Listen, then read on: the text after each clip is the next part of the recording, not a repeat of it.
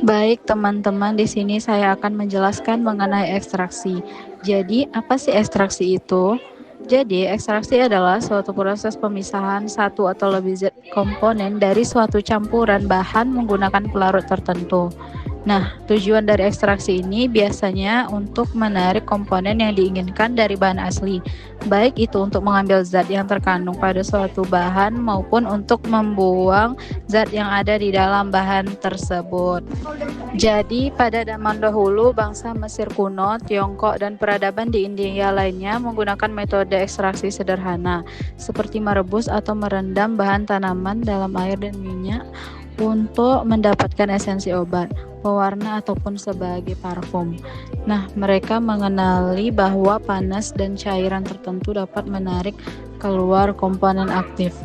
Kemudian teknik penyulingan. Teknik ini adalah bentuk dari ekstraksi uap yang telah digunakan selama ribuan tahun, terutama untuk memproduksi minyak asiri, essential oil, dan minuman beralkohol. Pada abad ke-19 dan ke-20 di tahun 1879, seorang kimiawan Franz von Sochlet menciptakan alat ekstraksi laboratorium yang efisien, namanya ekstraktor Sochlet. Nah, alat ini digunakan untuk mengekstraksi lemak dari bahan padat. Alat ini merevolusi ekstraksi di laboratorium dan menjadi standar industri selama beberapa dekade. Proses ekstraksi dalam skala yang lebih besar di industri seperti ekstraksi cair-cair menjadi kunci dalam industri minyak nabati, petrokimia, dan farmasi. Selanjutnya itu ada prinsip dari ekstraksi. Nah, ekstraksi memiliki prinsip kelarutan solubilitas dan prinsip distribusi atau partisi. Prinsip kelarutan adalah bahan atau sampel yang larut di dalam pelarut dengan memiliki polaritas yang sama. Biasa dikenal dengan istilah like dissolve likes. Sedangkan prinsip dari distribusi tentang bagaimana suatu zat dapat terbagi di antara dua fase yang tidak saling bercampur atau bisa dibilang terpisah, seperti antara air dan pelarut organik. Terdapat beberapa jenis ekstraksi. Yang pertama itu ada ekstraksi cair-cair atau liquid-liquid extraction. Kedua ada ekstraksi padat cair atau solid liquid extraction. Ketiga ada ekstraksi superkritis atau supercritical fluid extraction. Keempat, ekstraksi lainnya seperti ekstraksi mikrolet dan ekstraksi ultrasonik. Nah, mari kita bahas dari jenis-jenis ekstraksi tersebut. Yang pertama itu ekstraksi cair-cair. Metode ini digunakan untuk memisahkan komponen dari campuran cair dengan menambahkan pelarut lain yang tidak dapat bercampur dengan cairan awal. Metode ini membutuhkan dua jenis cairan yang tidak bisa larut satu sama lain seperti air dan minyak atau metanol dan kloroform. Cairan yang satu biasanya bersifat polar dan yang lainnya bersifat nonpolar. Alat yang bisa digunakan pada ekstraksi cair-cair ini itu ada corong pisah yang berbentuk kerucut, terbalik dengan keran di bagian bawahnya. Dua jenis cairan yang memiliki kepolaran berbeda dimasukkan ke dalam corong pisah tersebut. Kemudian dikocok lalu didiamkan sampai terbentuk dua fase yang berbeda. Kemudian cairan tersebut dipisahkan. Yang kedua itu ada ekstraksi padat cair. Metode ekstraksi ini dilakukan dengan melarutkan bahan atau sampel padat menggunakan pelarut cair. Prinsip utama dari ekstraksi ini itu dengan memanfaatkan perbedaan kelarutan zat target dalam pelarut cair yang dipilih, di mana zat pelarut yang ada di dalam struktur padatan akan larut dan berdifusi atau menyebar keluar dari padatan ke dalam pelarut cair. Contoh metode yang termasuk ke dalam kategori ini adalah maserasi dan perkolasi. Alat yang biasa digunakan pada ekstraksi maserasi biasanya digunakan botol kaca gelap dan pada ekstraksi perkolasi digunakan alat perkolator. Nah, perkolator ini bekerja dengan memastikan bahwa bahan padat selalu berkontak dengan pelarut segar yang mengalir secara gravitasi, memaksimalkan transfer massa zat aktif hingga tuntas. Pemilihan pelarut pada metode ini harus mempertimbangkan beberapa hal seperti polaritas, kestabilan senyawa, serta efisiensi penyaringan. Contoh pelarut yang umum digunakan pada ekstraksi ini itu ada etanol, metanol, etil asetat, dan air. Yang ketiga itu ada ekstraksi superkritis. Metode ekstraksi superkritis ini adalah metode modern dan canggih yang menggunakan fluida superkritis sebagai pelarut. Zat mencapai kondisi superkritis ketika suhu dan tekanan dinaikkan melampaui nilai tertentu yang disebut titik kritis. Di atas titik ini tidak ada lagi perbedaan yang jelas antar fase cair dan fase gas. Zat tersebut menjadi satu fase tunggal yang disebut fluida superkritis. Metode ini memiliki keunggulan yaitu mampu mengekstrak senyawa dengan efisien tinggi tanpa meninggalkan residu pelarut berbahaya, serta lebih ramah lingkungan. Pelarut yang paling umum digunakan adalah karbon dioksida superkritis. CO2 sangat ideal karena titik kritisnya relatif rendah.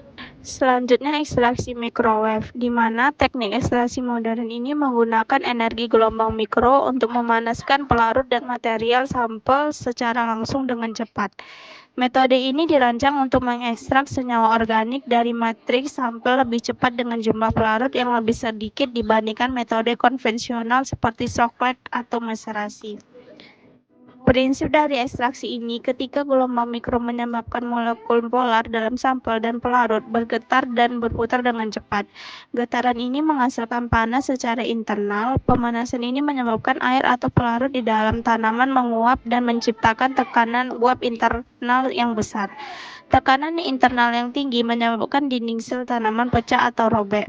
Setelah dinding sel rusak, senyawa metabolit yang terkunci di dalam sel dapat dengan mudah keluar dan larut ke dalam pelarut cair di sekitarnya.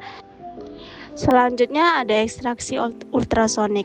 Metode ekstraksi modern yang memanfaatkan gelombang suara frekuensi tinggi untuk mempercepat dan meningkatkan efisiensi ekstraksi senyawa metabolit. Alat yang digunakan pada ekstraksi ini adalah sonikator. Prinsipnya adalah ketika gelombang ultrasonik frekuensinya tinggi yang merambat melalui cairan, campuran sampel dan pelarut, menciptakan siklus tekanan tinggi dan tekanan rendah yang bergantian. Selama fase tekanan rendah, gelombang vakum atau rongga kecil terbentuk di dalam cairan. Selama fase ini, tekanan tinggi berikutnya. Gelembung-gelembung ini runtuh atau meledak dalam hitungan mikrodetik, termasuk suhu yang sangat tinggi dan tekanan yang sangat besar, sehingga menyebabkan erosi permukaan, pemecahan partikel, dan yang terpenting perforasi atau pecahnya dinding sel tanaman. Selanjutnya, analisis dan karakterisasi ekstrak. Ini merupakan tahap penting yang dilakukan sebelum dan setelah proses ekstraksi untuk memastikan proses berjalan optimal dan produk memenuhi standar kualitas yang diinginkan. Sebelum memulai ekstraksi, penting untuk mengetahui sifat bahan yang akan diolah, seperti memastikan spesies tanaman atau bahan baku yang akan digunakan benar, kemudian melihat kadar air dan kelembapan, penentuan ukuran partikel jika bahan digiling. Ukuran partikel yang lebih kecil meningkatkan luas permukaan kontak dengan pelarut sehingga ekstraksi lebih efisien. Dan uji kandungan kimia seperti uji kualitatif awal yang dilakukan seperti uji organoleptik seperti warna, bau, kemudian uji fitokimia untuk memperkirakan keberadaan golongan senyawa target seperti alkaloid, flavonoid, terpenoid, steroid, dan saponin. Kemudian uji KLT, prinsipnya yaitu ketika ekstrak ditotolkan pada plat kaca atau aluminium berlapis adsorben atau silika gel, plat kemudian dimasukkan ke dalam bejana berisi pelarut tertentu. Pelarut akan merambat naik membawa komponen ekstrak pada kecepatan yang berbeda. Setelah pemisahan, noda-noda yang muncul diamati di bawah sinar UV atau setelah disemprot dengan reagen kimia. Dengan membandingkan nilai RF, noda sampel dengan noda standar yang diketahui, kita dapat mengidentifikasi kemungkinan keberadaan senyawa target. Aplikasi pada bidang industri. Ekstraksi ini memiliki beberapa peran penting dalam bidang industri. Pada bidang industri farmasi, ekstraksi digunakan untuk menarik senyawa aktif dari bahan alam. Contohnya, ekstraksi alkaloid morfin dari opium dan kina dari kulit pohon kina. Kemudian pembuatan obat herbal seperti jamu, HHT, dan fitofarmaka.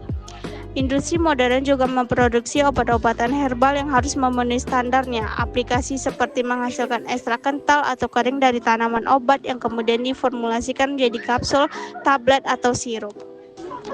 Selanjutnya itu aplikasi pada industri makanan dan minuman. Ekstraksi pada bidang ini bisa digunakan dalam mendapatkan makanan yang memiliki rasa, aroma, warna, dan komponen fungsional lain dari bahan alami. Contohnya itu ada ekstraksi vanili dari biji vanili atau minyak seri dari rempah-rempah. Kemudian juga dalam pembuatan minuman, proses penyeduhan kopi dan teh sehari-hari adalah bentuk ekstraksi pada cair sederhana di mana air panas menarik kafein, rasa dan aroma dalam bubuk kopi atau daun teh. Selanjutnya pada industri lingkungan. Secara umum, ekstraksi dalam bidang lingkungan ini memantau kesehatan ekosistem dan mengelola limbah berbahaya secara efektif, seperti pengelolaan air limbah, ekstraksi cair-cair yang digunakan untuk menghilangkan polutan organik berbahaya. Selanjutnya, aplikasi pada industri kimia. Dalam bidang industri kimia adalah salah satu operasi unit fundamental sama pentingnya dengan destilasi dan filtrasi. Ekstraksi digunakan untuk memisahkan, memurnikan, atau mengkonsentrasikan berbagai bahan kimia, terutama ketika metode pemisahan lain seperti destilasi tidak efisien atau tidak mungkin dilakukan, seperti pemisahan aroma. Selanjutnya, keberlanjutan dalam ekstraksi. Ekstraksi memiliki peran sentral dalam berbagai industri, namun metode tradisional seringkali menimbulkan kekhawatiran lingkungan. Oleh karena itu, isu keberlanjutan ekstraksi menjadi sangat relevan mendorong inovasi menuju ekstraksi hijau atau green extraction untuk mengurangi dampak negatifnya. Metode tradisional seperti ekstraksi pelarut cair-cair, maserasi, sohletasi dengan pelarut organik memiliki beberapa dampak lingkungan yang signifikan, seperti penggunaan pelarut organik berbahaya. Banyak metode konvensional yang menggunakan pelarut seperti heksan, toluen, metanol, dan diklorometana. Ini bersifat toksik, mudah terbakar, berkontribusi terhadap polusi udara, dan sulit dibuang atau didaur ulang dengan aman. Kemudian dibuat beberapa inovasi dalam modifikasi teknik ekstraksi seperti ekstraksi hijau. Konsep ekstraksi hijau muncul untuk meminimalkan dampak lingkungan sambil mempertahankan efisiensi proses. Keberlanjutan ekstraksi ini berfokus pada efisiensi biaya menuju metode ekstraksi hijau yang mengutamakan keamanan lingkungan, kesehatan manusia, dan efisiensi sumber daya. Kesimpulannya, ekstraksi ini merupakan suatu proses fundamental dalam kimia dan industri yang bertujuan untuk memisahkan satu atau lebih komponen dari campuran bahan menggunakan metode atau pelarut tertentu.